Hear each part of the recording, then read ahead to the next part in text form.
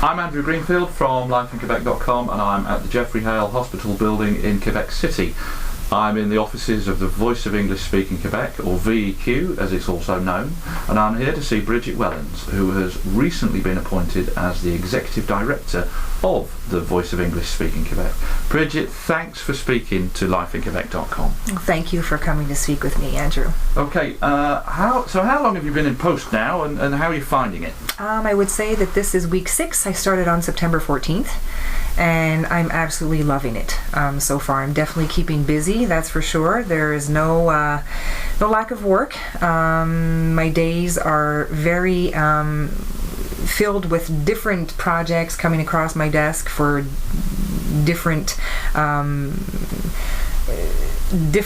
demographics of our society, obviously, because we serve such a diverse society, such a diverse group of people that it's getting to learn about exactly what we do on a day-to-day basis that's interesting and keeping me on my toes, which is different than being on the board. Now, we'll come on to the board and we'll come on to those projects and things in a moment, but you took over 6 weeks ago, as you said now, as we record this.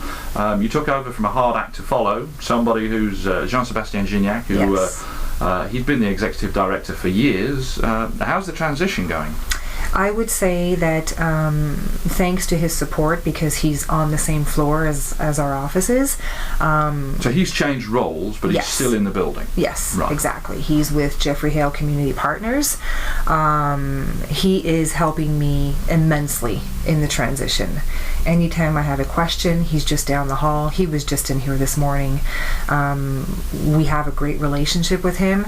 I've known JS for a number of years, for at least 8 years, being involved with the board and different committees. So no, he definitely helped and is still helping, and will probably still continue to do so, because it's still close to his heart, obviously. Good. So and are you getting support from colleagues too? Absolutely. Just last week we had our 2 people from the board, actually the president and the person who's in charge of all the finance, was in here last week to help me with the budget. So definitely a lot of support. So you've got the president and the board members, but you've got staff members here in the VEQ as well. And so how many staff paid staff, shall we say, here? There's 5 project coordinators and Ellie Fleming, who's the operations manager. So 6 full-time staff aside from myself. What does your job entail? As the executive director? Yeah. Well, obviously it's making sure that everything is being done with regards to our activities. We have obviously project coordinators that are working on different projects. Heather takes care of seniors out and about, and several projects where we pair seniors with kids from the high schools. We have Sally, who's the Be Active Quebec coordinator, who handles everything related to healthy lifestyle with the 0 to 17 age group. So it's just making sure that we're on target, whether it be activity related, budget related, making sure that we're keeping an eye out on funding possibilities to keep these wonderful people employed, and that we're responding to the needs of the community by offering services that are pertinent. Now, what made you apply for the executive director's position when it came up? When it was obvious that the previous incumbent, Jean-Sébastien Gignac, when he was moving on, obviously there's the executive director's role that needs filling. What made you want to apply for the job? I've been involved with VEC for a number of years, 8. When I first joined, I joined as a silent observer through a mentorship program with the YWCA. I thought that what VEC was doing was not only vital to preserving the vitality of the English-speaking community, but that we needed to have advocates out there, working to promote the services and to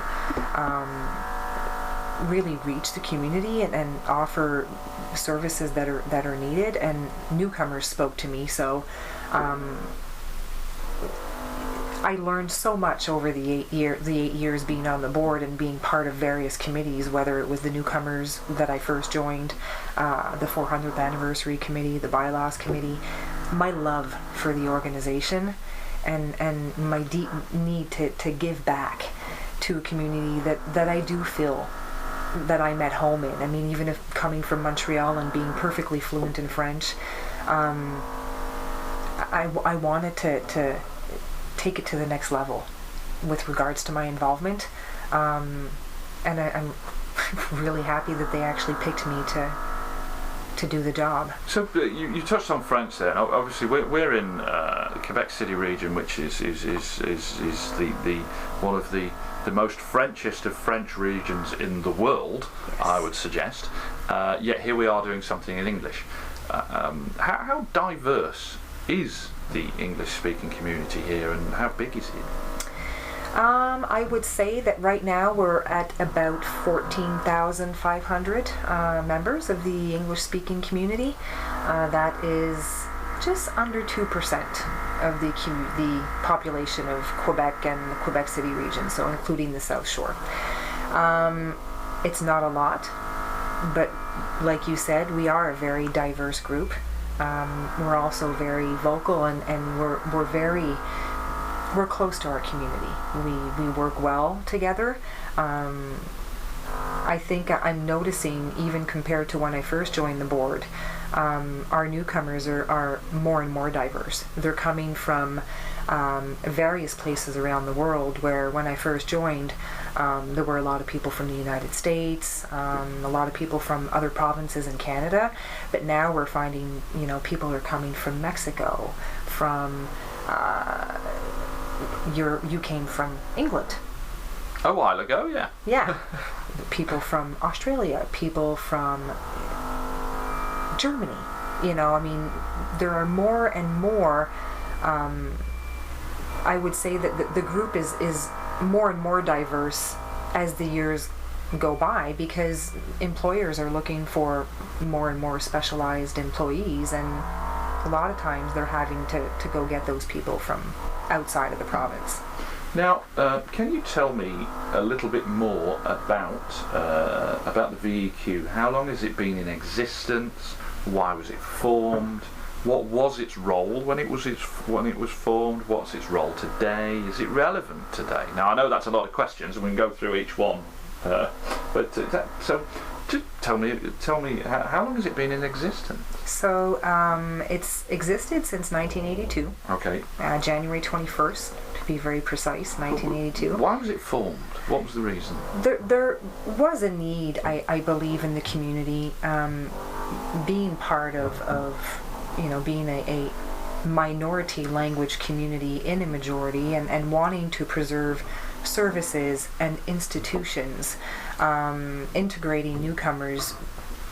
I believe that the reason behind it was to focus the energies and to get one place where you could just create, I'm going to say one-stop shop, but a place where people could come and find resources, services in English. Obviously, at the beginning there were probably less newcomers than there are today. Like 25% of our population is renewed every 5 years. We serve more and more newcomers every year from a more and more diverse group. So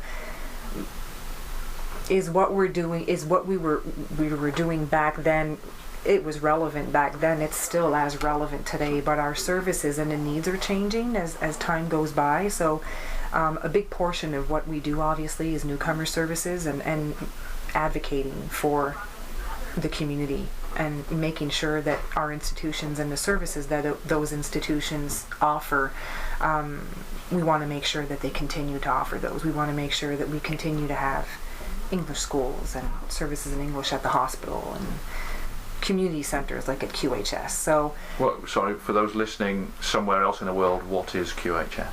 QHS is the Quebec High School. Fine, so that's one of the English schools here in the exactly, region. Okay. Yeah. Now, formed in 1982, so it's over 30 years old. Yes. Do you think the role of the VEQ today is as relevant as it was back then?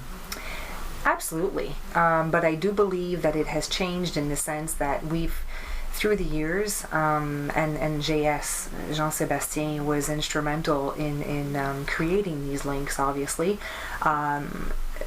We are working more and more closely with the city of Quebec and our French partners. There are more and more projects that are created with the economic development side of things in mind, and the fact that the city does need bilingual employees. So we're able to offer a service and to help our newcomers in the same way that we did back then, but our reach, I think, is farther into the French majority than it used to be. Okay, now tell me a little bit more about your involvement before becoming the executive director. You mentioned earlier about being on boards and committees and things. Tell me a little bit about that. Why do they exist? What do they do? The board of directors? Well, the board of why is there a board of directors, and the committees? What can people do on these committees? Why do they exist? Well, I mean, obviously they're to make sure that there's a focus. Coordinators, I mean, obviously they're doing a bunch of work on their own, but they need the support from those board members and the community members that do wish to get involved to make sure that we're answering the needs. You need to have a group of people that are willing to look at what we're doing to either improve on it, offer suggestions, offer support in creating activities. Without them, a lot of the stuff that we do would not happen. So the board members, it's the board members and the people on the committee. They're volunteers. Yes. Yes. How would somebody get involved with if they were interested in joining the board, or if, let's say, they're interested in not necessarily being on the board but being on a committee because there's an activity or a subject close to their heart that they feel that they could contribute to in some way? How would somebody get involved? Well, to be on the board, obviously you have to be a member of VEC. I believe the number of days is 60 days before you have to be a member for 60 days before you actually apply to become a board member. And with regards to committees, or just being a volunteer at one of our activities, whether it's the Taste of Quebec event that we just had a couple of weeks ago. I think we had 5 or 6 different volunteers that were there just giving us a hand, greeting people, helping them get seated, preparing some of the food items with us. Yeah.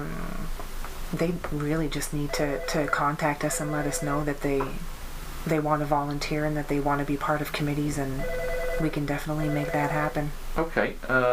Tell me, you mentioned the word advocacy before. Tell me a little bit more about the advocacy work that VEQ is involved in. At the present time, we're not doing anything actively with regards to advocacy. The last work that advocacy work that VEC got involved in was everything that related to Bill 10 last year. So last year was a very busy year. Bill 10 being the modification to the health and social services. And because of the Jeffrey Hale Hospital, that was something that was very close to the community's heart, and something that VEC obviously felt that they needed to get involved in, because it directly touches our institution and our services. Okay, now you spoke a couple of moments ago about newcomers and to the region and people moving here. How do people find out about VEQ? So let's say they're sat at home in the USA or Mexico or New Zealand, Australia, South Africa, wherever. How does somebody find out about the VEC? Do you have a website? Do you have Twitter? Do you have Facebook? Yes, we do. We have a website, vec.ca. We also have a Facebook page where we share a bunch of upcoming activities, pictures from activities that did take place. We do not, I believe, have a Twitter. I just created a LinkedIn page a couple of weeks ago, so we've got LinkedIn as well. And we're looking at Instagram. So we're trying to get with the times and really promote the organization on social media. Other than that, people just arriving to the Quebec City area, a number of our partners, obviously, if someone's looking for services in English, they might not always automatically find them. You get to Quebec City and it's a very French city. Our numbers being only 14,500 out of close to 900,000, it's not always an automatic that you're going to find the English-speaking community. Okay, so there's lots going on. There's lots going on. All sorts of committees and activities. We'll make sure that the website links and Facebook and if there's Twitter and Instagram and LinkedIn and all the rest of it, we'll make sure that they go on on our website so that people can find those. So there appears to be plenty going on in English in the Quebec City region, and the VEQ clearly play a part in that. Brigitte Wellens, thank you for speaking to us, and good luck going forward with your new job and the VEQ organisation as a whole. Thank you so much, Andrew. I'm Andrew Greenfield for Life in Quebec. Thanks for listening.